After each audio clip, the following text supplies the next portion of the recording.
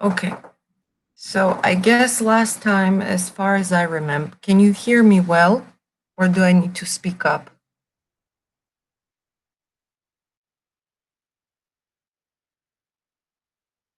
Okay. So I guess last week, this is where we stopped. Yeah. So we were discussing about um, what does critical thinking consists of. Yeah. And we've discussed precision, relevance, depth, breadth, and we stopped at logic. So logic is kind of self-explanatory because we use it all the time. The word itself. Um, so it's basically what does it make sense? Yeah, does something really make sense? Uh, how does it follow?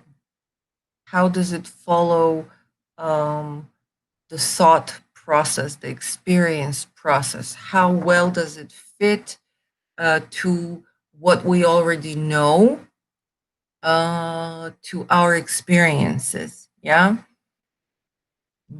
So, for example, um, a very, very simple example is like superheroes. I know that everybody is obsessed with superheroes, at least most people are.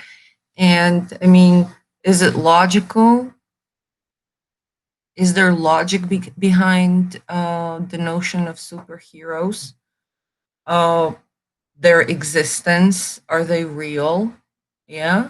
So if we are going to dig deeper into this conversation, we may look at it from various different angles. We may conduct our narrative from the point of view that it is impossible biologically for people to possess all those powers that superheroes exhibit in the movies or in the comic books that we read, based on our knowledge, based on our experiences, uh, based on the fact that you can find research, for example, about what is the maximum weight a person can lift, or can a person really walk through the brick wall, and it's physics, it's biology, and we can find out that this is not possible. Yeah. However, we can also view a superpower from a different angle, meaning that superpower can be viewed as extraordinary ability of a person. For example, um, superpower can come to us when we are in extreme stressful situation. Like you often see those little videos on YouTube or on Facebook, where it's very popular notion that mothers rescuing their kids from like exhibiting unprecedented physical capabilities. Yeah. So and that can be biologically explained, though, because when we're under a lot of stress, um, there's blood flow, there's hormones that affect our capabilities. So all I'm saying is that if we view the superpower, if we give superpower a certain meaning, then we can make it logical. Okay? So it's all about from what angle you decide to view a certain notion. Okay? However, right now I'm being a little bit philosophical and I think I'm confusing you. So if I am, please type something up. Or if you're able to follow me, please let me know that you're following me because I can't see your faces and I can't see I can't read. Okay, Joseph, thank you. Do you have any input, any comment on what has just been said?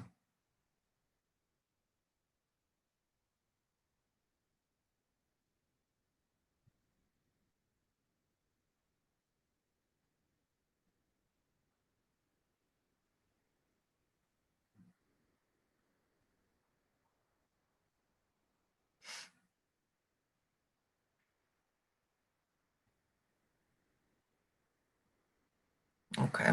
You either didn't hear me or something is wrong. Okay. Yes. It means some situations are logical based on our personal beliefs. Yeah. For example, if we dive into religion, uh, for some people, the existence of a superior uh, God, yeah, is very logical based on their belief system, based on how they were brought up, what they were brought up to believe. However, to other people, exactly, to other people, it may not seem so logical because they've never seen the proof of it, or um, they don't have material proof of existence of God, and there are other theories that may disprove such existence. However, there are also other people who give God a different meaning, not such meaning as in the Bible or other popular religious books, but something else for themselves, like a force, uh, of chemical force, physical force, that is, uh, making things happen around the universe, and that could be God to them. Yeah. So I'm talking about God. I'm not talking about religion here. Okay, let's make this clear that these two things are different. And so exactly, um, you give meaning to whatever it is that you're presented with, and based on that meaning, you give it a logical explanation.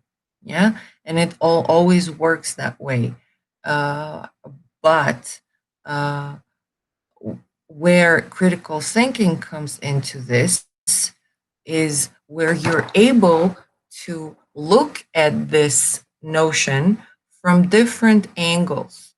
So you're able to think about, for example, existence of God from a religious person's point of view, a person who has read Bible, who practices a religion, or not Bible, but maybe any other religious book.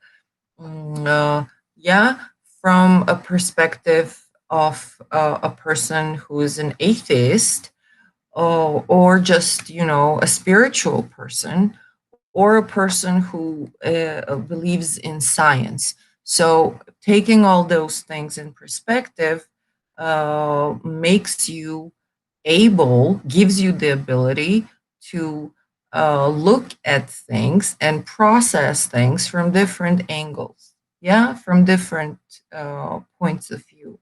And that is where critical thinking fits into logic, okay? Because if you were only seeing things from one perspective, then you would miss out on all the other possibilities of an explanation. Yeah, because every single person has different experiences, different beliefs, and different views about the environment and what is happening. So,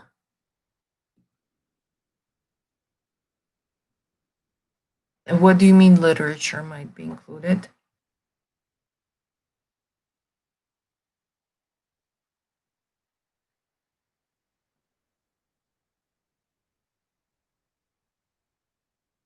Well, actually, knowledge is part of logic because the more knowledge you have from different, obviously, not just from, if we're sticking to religion, the more knowledge you have about different experiences, different points of view, different opinions, then the more you're able to look at things from different angles and different perspectives. You know what I mean? So, for example, if you only had the knowledge from a religious text, you would find it extremely difficult to see things from an atheist point of view, or from a person who believes in science, or from a generally very spiritual person. Yeah. So um, that definitely is, and I urge all of you to open your minds and explore different directions. That's why, at the beginning, I gave you these little exercises about think about the things that you do in everyday life. Think about why you do them. Even like brush your teeth, you wake up, it's very automatic, and we tend to um, we tend to get into a habit of doing things without thinking about why we do them. And many things that we do from day to day basis, on daily basis, we do it automatically because it's become our habit. So stopping for a second and thinking about why you do those things is going to bring you a new perspective on looking at your actions, on looking at your routine behavior. Um, and that also helps to open up your mind and learn to see things from different perspectives. Start with yourself, and then you know develop. So yeah, reading literature, reading, acquiring knowledge, talking to people, discussing, arguing is going to do that. Yeah, it's going to help you a lot. Okay, so after logic comes fairness, and this is the last component of critical thinking. And what fairness basically is actually it's a human quality. It's a strength that we have. It's one of our strengths to be fair, to be impartial, to be open-minded about things, and to be open-minded about new experiences. And it's it is not easy to be fair in the full meaning of fairness. What fairness is that you are completely free of preconceptions, you're completely free of biases, and it's very difficult to achieve because we all have been brought up in a way that we were taught to believe that certain things are good and certain things are bad, or certain things are right and certain things are wrong. So, um, yeah, but just to just to make things a little bit clear, you need to be. It is actually part of logic, and you need to be. able to once you're able to look at things from different perspective, from different angle, from different point of view, then fairness uh, in your actions and in your thinking kind of comes automatically. Yeah. For example, I'm going to use religion because it's a I find it to be extremely sensitive topic. So, um, and often a topic of raging arguments between people. Uh, so, if we take religion as an example, um, if you're not able to see things, if, for example, if you are religious and your friend is not, you get into this argument and you're trying to prove your point of view, and he's trying to, or she's trying to prove her point of view. None of you in this situation, both of you are trying to prove something to each other, and none of you is trying to see things from each other's perspective. So you're automatically you're not being fair to each other's beliefs, okay? And you're not open to what they're trying to tell you. You're closing and not accepting their points of view and their beliefs. Yeah. So you tell me, is it good or bad? Where is this argument going to get you?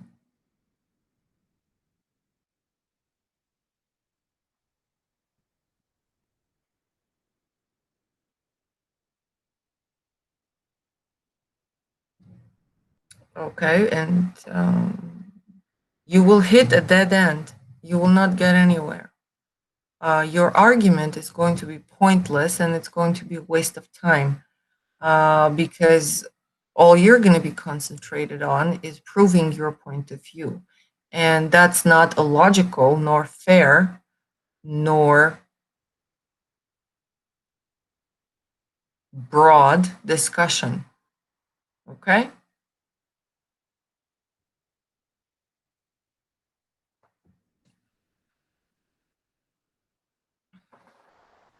So, again, to sum things up, um, good thinking is clear rather than unclear, accurate, precise, relevant, consistent, logical, complete, and fair. Okay? They all are part of each other.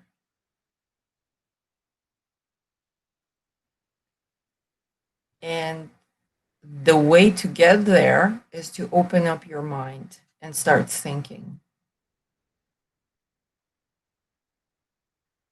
What are the benefits of critical thinking? Here is some examples and a list of some benefits that are pretty obvious.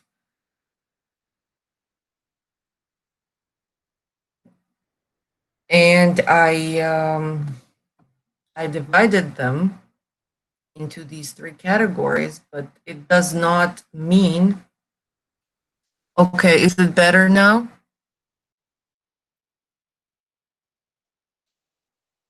Is the voice better now? Okay.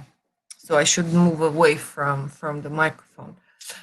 So I've broken them down in three categories.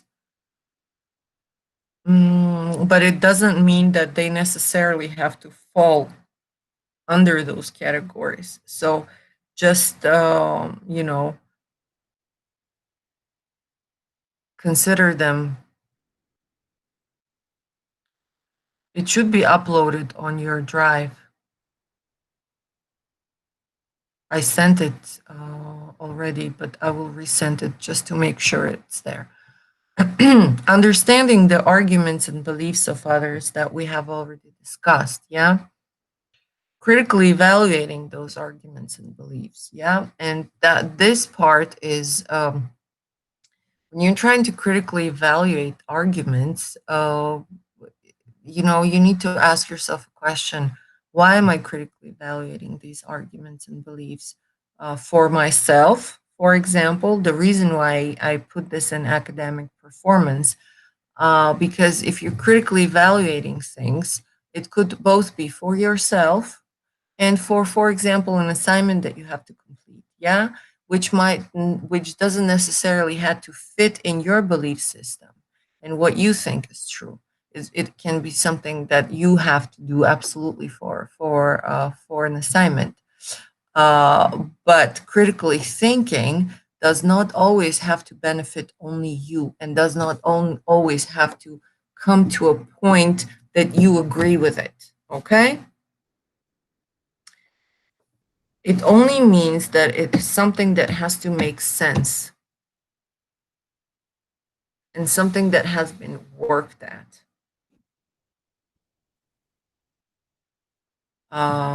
Develop and defend one's own well supported arguments and beliefs. Yeah. How it can help you in a workplace is encourage open mindedness to change. Yeah. So, um, encourage us to be more analytical in solving problems, reflect on our actions to get a deeper understanding of our own decisions. Remember reflecting when I ask you to think about your behaviors on day-to-day basis. In daily life, it helps us to avoid, you know, stupid decisions, unhelpful decisions. It makes you a good citizen. Um, and it makes you an independent thinker, person who can think for themselves and without having any prejudices. So it is very beneficial if you practice that. But as I said, you're not born with the ability to think critically. You develop it over time if you apply yourself. If you want to, if you want to be that person who's able to analyze things.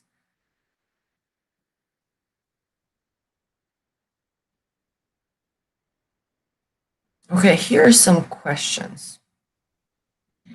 And we come to the point where this is going to be an assignment for your midterm exam.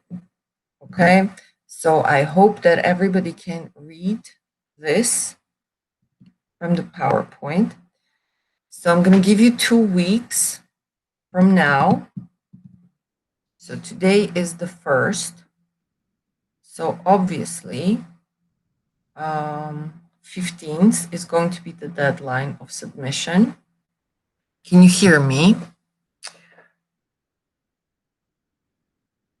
Mm-hmm. So 15th is going to be the deadline of submission. What I want you to do is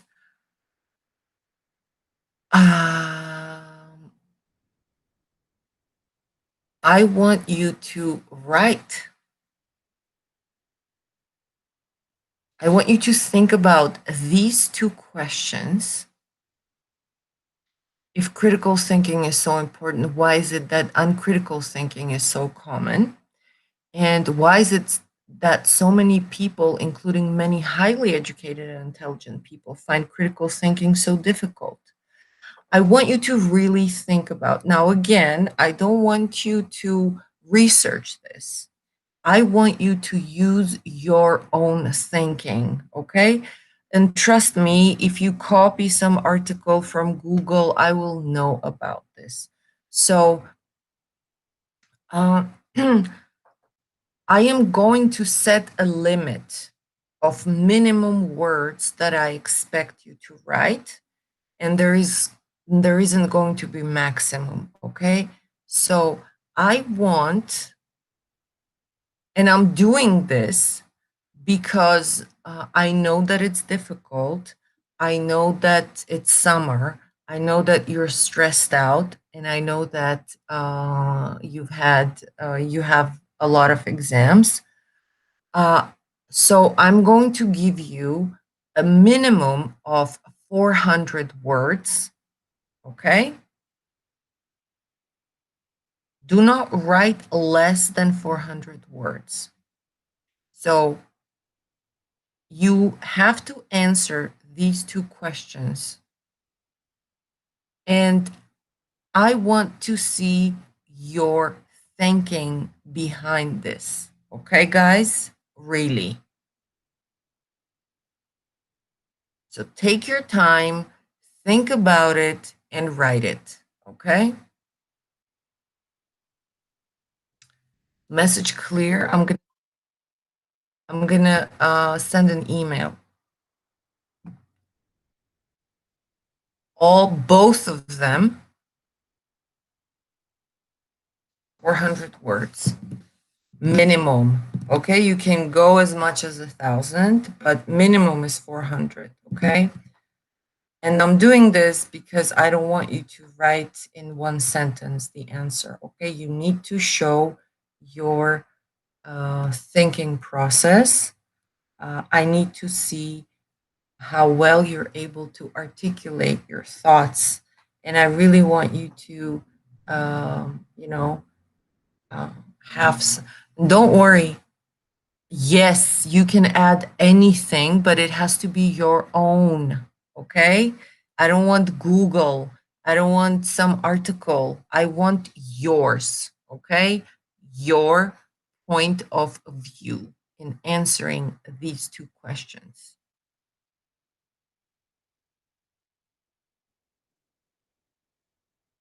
Okay, guys.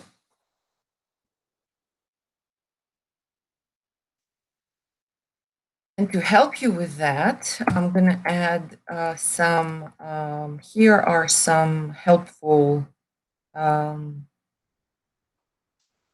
list of helpful things that can help you with, uh, you know, formulating your opinions. So, what often hinders us from critical thinking is, lack of information is number one.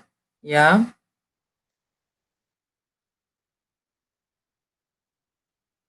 Poor listening skills. You will be surprised by how many people are not able to listen.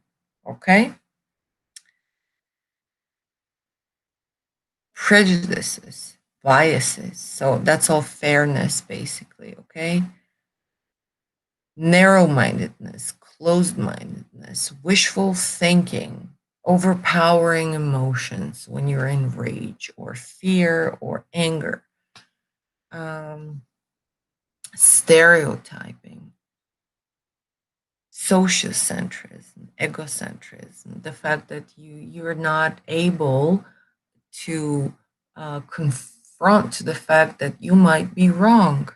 Okay, you cannot allow for a fact that you may be wrong somewhere. But it's not really wrong. It's just that you've never thought about it from that perspective. Okay, so change the narrative, guys. Um, don't look at it from negative side, but look at it from a positive side. Like if somebody's trying to tell you something which you disapprove of because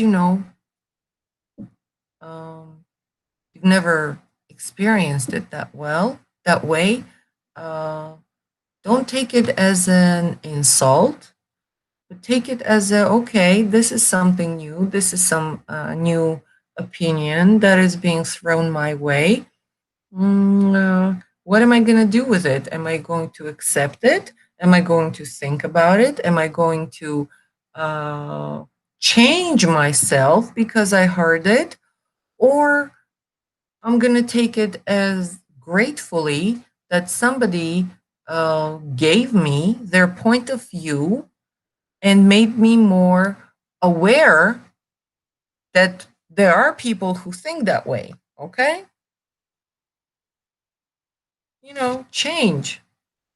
change how you perceive things.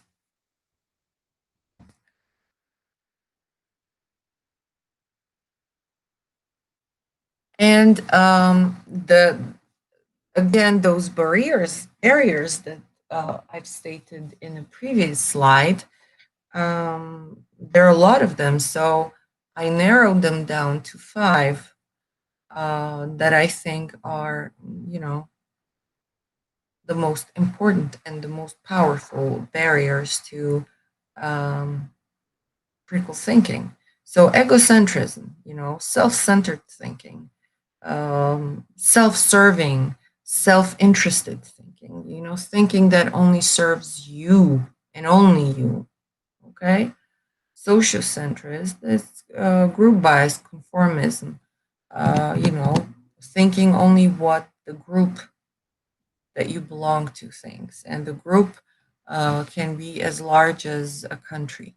Yeah, unwarranted assumptions, beliefs that are presumed to be true without adequate evidence or justifications. Okay, so it's just stereotyping and assumptions. For example, um, if you know if if I were to practice unwarranted assumptions, I would assume that uh, because you guys are not opening up your microphones or because you're not opening your cameras, you're lazy and you're not willing to participate in this class, or some of you are doing things so you're not even listening to me. And that would be me, having assumptions and stereotyping you. But I'm not doing that because I'm looking at things from different perspective, because you might be comfortable that way. Maybe your microphone's not working, maybe your camera is not working. We're all in this crazy pandemic. You're at home doing this online course, and you may be in your pajamas or in some comfortable clothing, or you may be sitting in a way that is not very suitable maybe for me to see. So there are 100 reasons why you're not doing that, and they don't have to be because you are lazy or you're not a diligent student. Okay, so that would be unwarranted assumptions, assuming something just because uh, it's the first thing that comes to your head. um, Wishful thinking, also wish and believing something just uh, because you want it to be true. Many people do it, a lot of people do it, and I did it, uh, and I'm sure you have too, but don't do it. It's not very helpful. um, Relativistic thinking, thinking that the truth is just a matter of opinion. Yeah. Subjectivism and cultural relativism. So, seeking the truth necessarily. Yeah. So, take these things, consider these things when you're writing your, answers to these questions. They might help you. Um, and I will throw this for you. I will get rid of some quizzes here because this PowerPoint is the one that I use for an actual live class. And I'm gonna, if it's not already there in on your drive, I'm gonna send it over today so you can look at these barriers. Okay. Any thoughts? Any comments so far?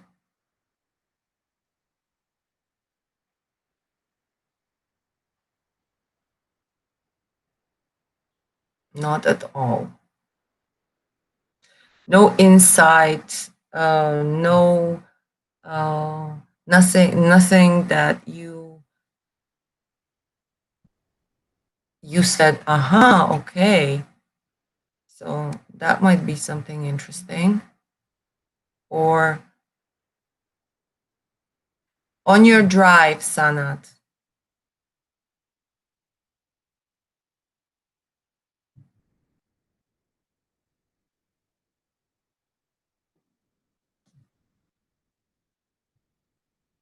Yes,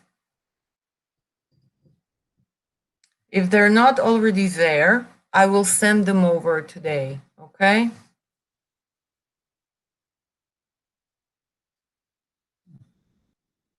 Okay, no thoughts, no opinions that you want to share.